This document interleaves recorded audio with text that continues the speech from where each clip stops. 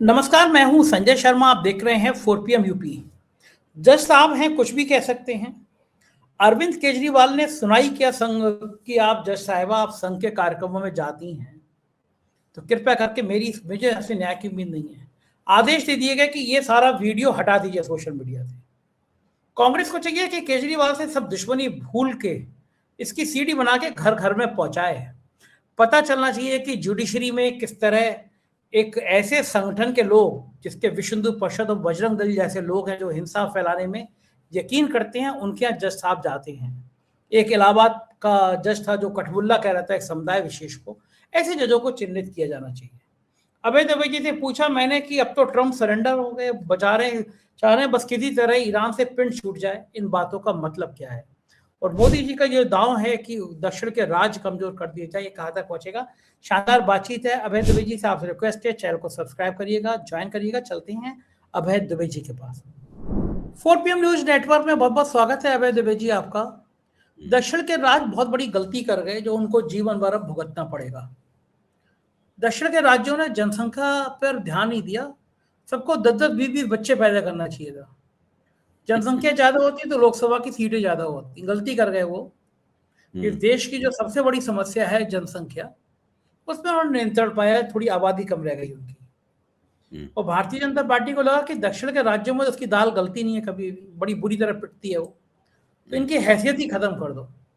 ये जो नया बिल लेकर आ रही है जिससे जनगणना के आधार पर सीटों का विभाजन होने की बात है, संसद का विशेष सत्र शुरू होने जा रहा है। आपको लगता है कि देश में एक बड़ी चिंगारी लगाने का एक योजना है? ये खतरनाक है लोकतंत्र के लिए। इस तरह किसी राज्य को जनगणना के आधार पर उपेक्षित कर दिया जाए, और जो हिंदी भाषी राज्य जहां बीजेपी अपनी बढ़त मानती है, क्योंकि उसको वहां पता है वो हिंदू मुसलमान का गेम बहुत खेलती रहती है, वहां भी सीटें बढ़ा दी जाए।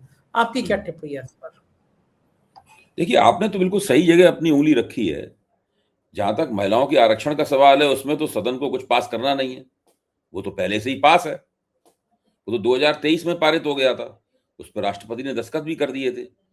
केवल ये बात थी कि उसका इम्प्लीमेंटेशन, यानी उसको लागू कब किया जाएगा, उसको उस पर अमल कब किया जाएगा। तो उसमें ये बात कही गई थी जो कि मौखिक थी।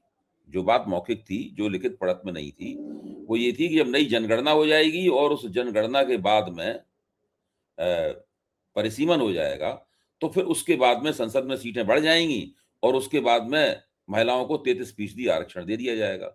ये बात, इस तरह की योजना थी। विपक्ष ने उसी समय उनसे कहा था कि आप इस चक्कर में मत पड़िए, आप जनगणना के साथ में और परिसीमन के साथ में इस बिल के कार्यान्वयन को मत बांधिए, उसके साथ इसे नत्थी मत कीजिए। तो बीजेपी ने कहा नहीं नहीं, हम तो तभी करेंगे, अभी नहीं करेंगे, अभी तो करना बड़ा गलत हो जाएगा। हमारे पास नई जनगणना के आंकड़े भी नहीं है, और नई जनगणना के मुताबिक सदन की संख्या, सीटों की संख्या बढ़ जाएगी नए परिसीमन में, तब हम करेंगे, तब महिलाओं को आरक्षण देंगे।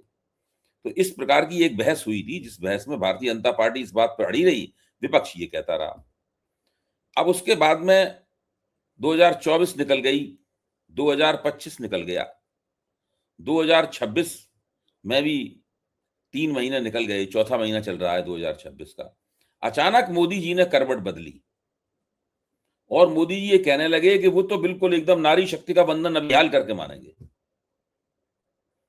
वो मान नहीं सकते नारी शक्ति का बंधन किए बिना, और उन्होंने महिलाओं के नाम एक पत्र लिखवाना शुरू कर दिया अपने सलाहकारों से, और कहने लगे कि अब तो हमें इतिहास बनाना ही बनाना है, हम मानेंगे नहीं इतिहास बनाए बिना। और अब उन्होंने कहा कि हमें इस बात की कोई परवाह नहीं है कि हमारी जनगणना हुई है कि नहीं हुई है, हमें इस बात की कोई परवाह नहीं है कि हमें परिसीमन हुआ है कि नहीं हुआ है।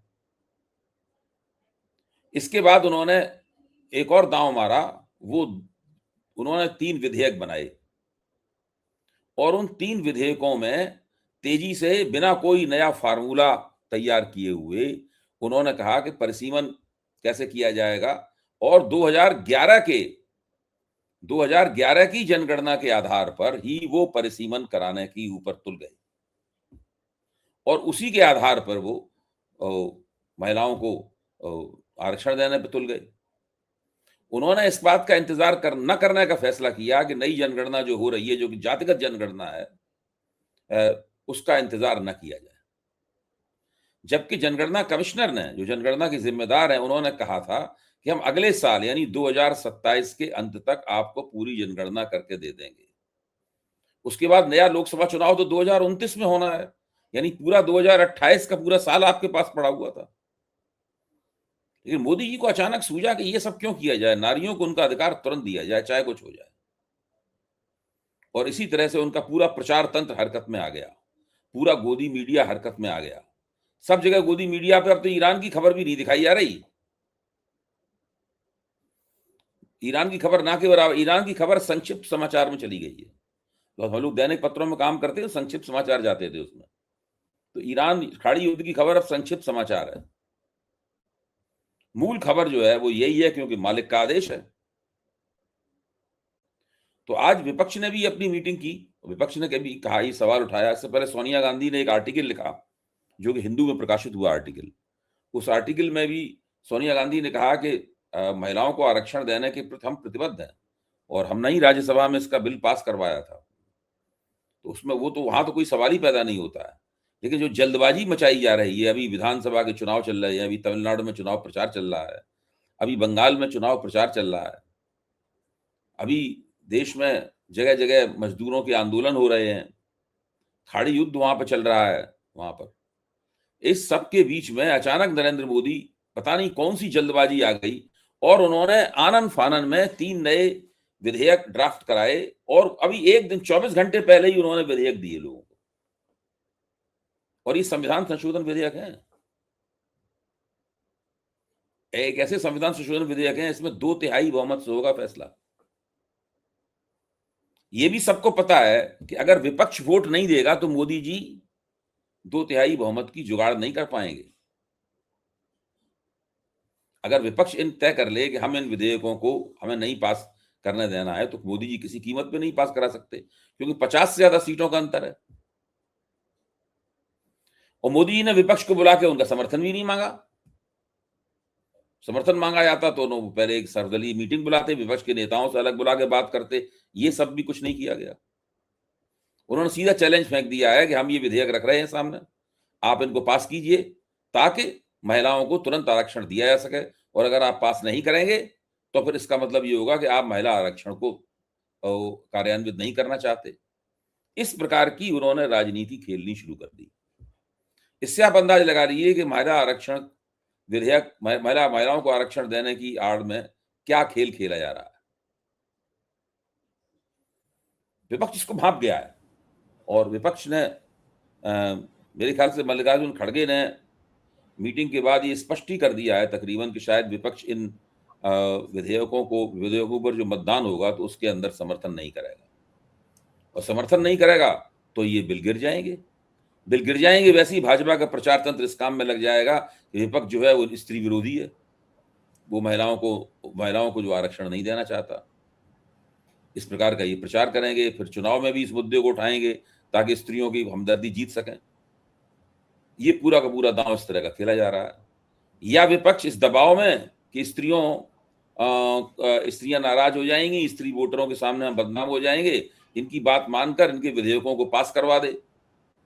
तो इन्होंने अपने मन से उत्तर भारत को और ज्यादा महत्वपूर्ण और शक्तिशाली बनाने के लिए जो परिसीमन का फार्मूला बनाया है, उस फार्मूले में विपक्ष भी सहभागी हो जाए।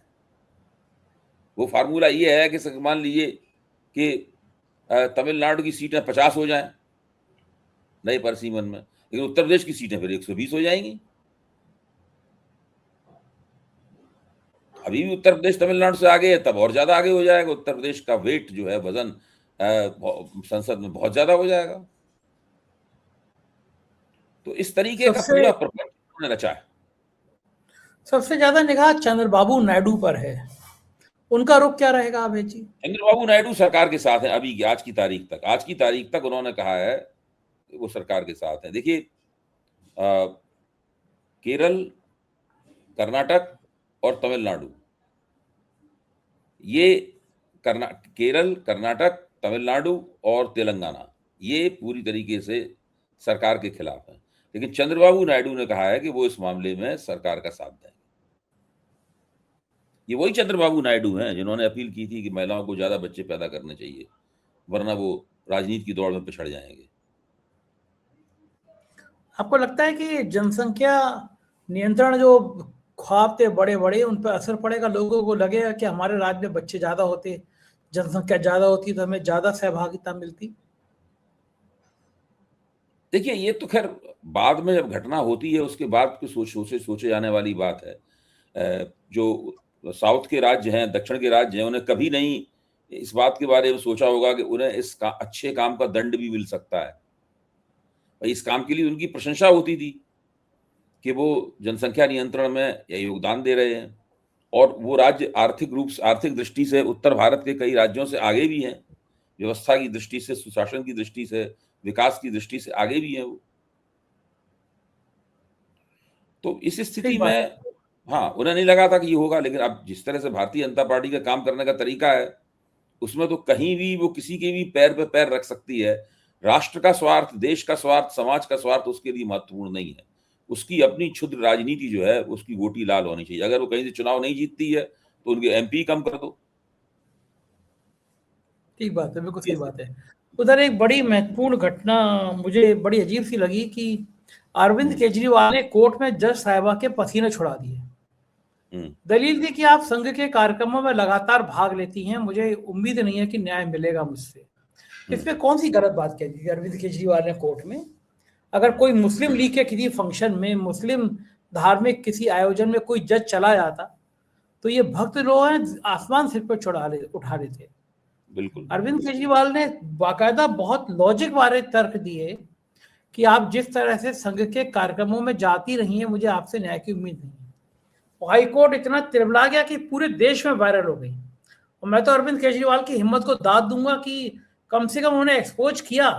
जिस तरह विश्वविद्यालय में, जिस तरह न्यायपालिका में संघ के लोग आ रहे हैं, तमाम सवाल खड़े होते हैं। उमर खालिद को 5 साल से देखिए, जमानत राष्ट्रीय स्वयंसेवक संघ से जुड़े हुए अफसर, राष्ट्रीय स्वयंसेवक संघ से जुड़े हुए जज, राष्ट्रीय स्वयंसेवक संघ से जुड़े हुए प्रशासन में जिम्मेदार पदों पर बैठे हुए लोग, ये लोग, इन लोगों को किसी किस्म की कोई हया शर्म नहीं है। वो ये मानते हैं कि ये सब करते हुए भी वो न केवल अपने पद पर बने रहेंगे, बल्कि लगातार उनकी प्रगति होती रहेगी। मैं पत्रकारों को भी इसमें जोड़ देता हूं। ये लोग, आप देखिए, वो एक संभल का एक डीएसपी है जो गदा लेके घूमता था, आप उसको देखिए। क्योंकि भाजपा, योगी आदित्यनाथ को समर्थन कर दिया, भाजपा संघ ने उसकी पीठ थपथपा दी, इसलिए अब वो जो मन में आया करता है। वही दरअसल वहां का सबसे बड़ा पुलिस अफसर है, भले ही वहां का जो भी पुलिस कमिश्नर हो या जो भी सुपरिटेंडेंट ऑफ पुलिस हो, जो भी हो, वही सबसे बड़ा अफसर है। जिसके ऊपर संघ ने पीठ पे हाथ रख दिया, वही सबसे बड़ा अफसर है, उसका वैसे कोई काम हो या ना हो। तो अब देखिए, जब जजों का एक प्रोटोकॉल है, आप अगर किसी की विचारधारा के हामी हैं तो रिटायर होने के बाद वहां खूब जाइए, क्या फर्क पड़ता है। लेकिन जब तक आप पद पे हैं, तब तक आप एक राजनीतिक दल, एक ऐसे दल जो कि आप सत्ताधारी है, सत्ता से उसका इतना निकट का संबंध है, एक ऐसा संगठन जो है, राष्ट्रीय स्वयंसेवक संघ सत्ताधारी संगठन है। भारतीय जनता पार्टी के तमाम एमएलए, एमपी, मंत्री, प्रधानमंत्री, मुख्यमंत्री सब राष्ट्रीय स्वयंसेवक संघ के सदस्य हैं। तो ऐसी स्थिति में अगर कोई जज खुलेआम वहां से अपना संबंध व्यक्त करता है, उसके कार्यक्रमों में जाता फिरता है, तो उससे न्याय की क्या उम्मीद की जा सकती है उन लोगों को जो कि इस विचारधारा के खिलाफ खड़े हुए। मेरा तो मानना यह है कि अरविंद केजरीवाल ने जब ये आपत्ति की थी कोर्ट में, तो जो न्यायमूर्ति हैं, उनको चाहिए था कि वो अपने आप को उस मुकदमे की सुनवाई से अलग कर लेती। ठीक बात है। लेकिन चूंकि वो राष्ट्रीय स्वयंसेवक संघ की है, तो उन पर कोई नियम, कानून, नैतिकता, कोई आचरण की संहिता कुछ लागू होती नहीं है, इसलिए अपने जमी हुई है, बहस कर रही है वहां और पे ये क्या, और अभय जी, ये कौन सा आदेश है कि सभी सोशल मीडिया से अरविंद केजरीवाल की बैत हटा दो? अरविंद केजरीवाल को तो चाहिए कि वो उसकी छोटी छोटी क्लिप बनाएं और व्हाट्सएप पे पूरे देश में, और कांग्रेस को भी साथ देना चाहिए, अपने सब मतभेद भुलाकर सारे विपक्ष को साथ देना चाहिए। घर घर में ये अरविंद केजरीवाल का संदेश पहुंचाएं कि अगर जज संघ के कार्यक्रमों में भाग लेता है, जज किसी ऐसे संगठन के कार्यक्रम में भाग लेता है जो हिंसक विचारधारा को प्रभावित करता है, जिसके अनुषंगिक संगठन बजरंग दल और विश्व हिंदू परिषद जैसे होते हैं, तो जजों पर सवाल उठाएं कि न्यायपालिका में क्या कर रहे हैं। एक इलाहाबाद में जज था जो कटमुल्ला कह दिया था, वो आज तक सर्विस में है। इस देश की सुप्रीम कोर्ट को नहीं दिख रहा, इस देश के जनमानस को नहीं दिख रहा कि जो एक समुदाय को कटपुल्ला कह रहा है, जो संघ की शाखाओं में भाग गया, वो न्यायपालिका की कुर्सी में बैठ के कैसे न्याय करेगा। उमर खालिद को 5 साल तक जमानत नहीं, राम रहीम बरी हर बार हर 4 महीने में बाहर निकल आता है जेल में। ऐसे लोगों से क्या न्याय की उम्मीद की जाएगी? नहीं, आप घर में ठीक कह रहे हैं। मामला बहुत मामला गड़बड़ा गया है, पर हालात बहुत खराब हैं। और जिस न्यायपालिका से हम निष्पक्षता की उम्मीद करते थे, जिस चुनाव आयोग से हम निष्पक्षता की उम्मीद करते थे, चुनाव आयोग के बारे में क्या क्या कहा जाता है, उसके उन लोगों के राष्ट्रीय स्वयंसेवक संघ से क्या संबंध है, किस तरीके से प्रभावित होते हैं, ये बातें कोई छुपी हुई नहीं है। तो ये जो स्थिति है, इस स्थिति के बाद में काफी लोकतंत्र की जो संस्थागत अभिव्यक्तियां हैं, उनसे निराश होने की बात बनती है। जिस दिन ये भारतीय जनता पार्टी चुनाव हारेगी और एक गैर भाजपा सरकार आएगी, वो चाह के भी बहुत जल्दी इस अपने प्रशासन की सफाई नहीं कर पाएगी, क्योंकि इन लोगों के कदम इतने भीतर तक घुस चुके हैं। इन लोगों को हटाना, उनकी जगह दूसरे लोगों को लाना या इन लोगों को न्यूट्रलाइज करना बहुत मुश्किल काम होगा। क्योंकि पहले 10 साल से और उससे भी पहले से, मेरा मानना है 1977 से उस वक्त धीरे धीरे अपरोक्ष रूप से, अघोषित रूप से लगातार इन लोगों की घुसपैठ विभिन्न संस्थाओं में कराई गई है। अब ये चीज खुलेआम की जा रही है, छाती ठोक के की जा रही है। अब जिनकी घुसपैठ कराई जा रही है, ये एक तरह से डबल एजेंट हैं। वो जुडिशरी के भी में सदस्य हैं और साथ में राष्ट्रीय स्वयंसेवक संघ के सदस्य भी हैं। डबल एजेंट्स हैं, या आप डबल एजेंट ये घोषित रूप से कह रहे हैं कि हम डबल एजेंट हैं। बताइए क्या स्थिति रह जा रही है कि राघव चड्ढा की जगह जो आदमी उपनेता और उस पर तुरंत ईडी के छापे पड़ जा रहे हैं। मतलब ईडी नहीं हो गया, लठैत हो गया। ठाकुर साहब लठैत रखते थे ना पहले कि जाओ ठीक करो, लठ बजाए आओ। ऐसी लठैत हो गया कि अच्छा ये आया राघव चड्ढा की जगह, ठीक करो। तो राघव चड्ढा को जेट प्लस सिक्योरिटी, ऐसा राघव चड्ढा में पता नहीं क्या है। जिस आदमी की हैसियत 2 कौड़ी की थी, उसे आम आदमी पार्टी ने राज्यसभा का सदस्य बना दिया। परिणीति चोपड़ा जैसे 1000 आदमी को घासी डालती अगर वो राज्यसभा सदस्य नहीं होता।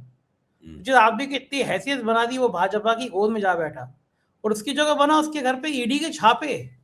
मतलब देश में इनको लग रहा है कि बिल्कुल गुंडागर्दी करेंगे, कुछ करेंगे नहीं। क्यों ऐसी स्थिति बना रहे हैं लोकतंत्र में कि लोग खुद सड़क पर आकर अपनी आवाज को उठाएं?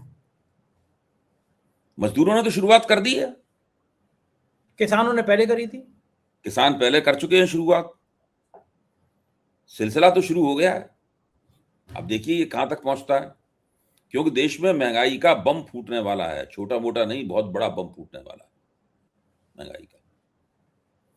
और वो महंगाई का बम अभी हम लोगों ने देखा है कि मार्च का जो उपभोक्ता मूल्य सूचकांक था, वो 3.4% की बढ़ोतरी उसमें देखी गई है। अब अप्रैल का उपभोक्ता मूल्य सूचकांक जो हमें मई में पता चलेगा, तब जाके हमें वास्तव में मालूम पड़ेगा कि दरअसल कितनी ज्यादा महंगाई होने वाली है।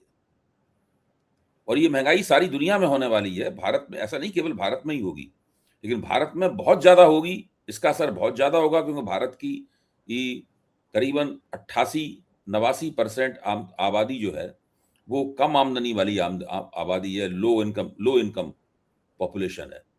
इसलिए यहां पर उसका असर बहुत ज्यादा होगा। ठीक बात है। और लोकतंत्र की बात करेंगे अभय जी, तो मेरे मुकदमे में तारीख थी कल, जो 4PM न्यूज चैनल को बंद किया गया। आप सोचिए, पहली तारीख को जब कोर्ट में थी तो नोटिस जारी हुए, जब अगली तारीख पे सरकार की तरफ से वकील आए, उन्होंने कहा साहब हमें 3 दिन का टाइम दे दीजिए अपना जवाब देने के लिए।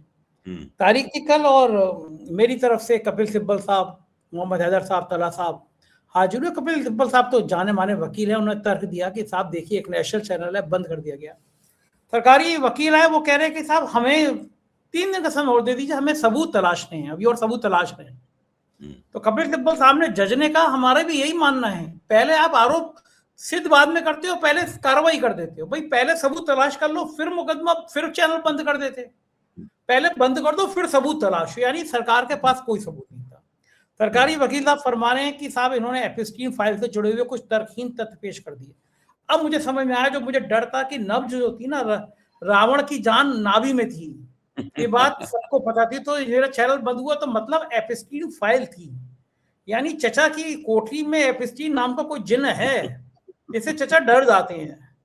तो अब वो जज साहब ने भी कहा, सिब्बल जी ने कहा साहब ये कोई बात होती है, तारीख पे तारीख ले रहे हैं ये लोग। जज साहब ने कहा कि अगले बुधवार को मैं फैसला सुना दूंगा, उससे पहले जवाब दाखिल कर दीजिए, जो करना है वो करिए, यानी 1 हफ्ते का टाइम। केवल वो समय बदल रहे हैं कि चुनाव किसी तरह बंगाल का और असम को हो जाए। वो सरकारी वकील आप कह रहे हैं कि इनके 45 चैनल हो रहे हैं। मैंने कहा मुझे बता दो कौन कौन से चैनल, मुझे पता ही नहीं कि मेरे 45 चैनल भी हैं, तो मैं पहली बार सुन रहा हूँ।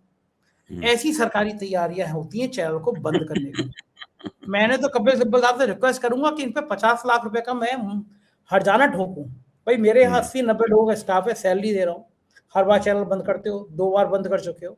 तो मैं सोच रहा हूँ इस बार मैं सरकार से बाकायदा मुकदमा लड़ूं कि आपने जितने दिन मेरे चैनल बंद किया उतने दिन का जो मेरा रेवेन्यू था, चाहे 1000 था चाहे लाख था, वो उतना रेवेन्यू मांगना चाहिए, जिससे एक परंपरा बने, बाकी चैनल किसी का बंद किया जाए वो भी हर्जाना है कि आप बिना किसी सबूत के अगर चैनल बंद कर देते हो तो इसका हर्जाना दो, अगर सही बात है। देखिए आप सरकार के पास सबूत नहीं है, चैनल बंद हो रहे, क्या देश है ये। देखिए अभी तो क्या होता है, अभी तो उन्होंने वो समय मांग रहे हैं।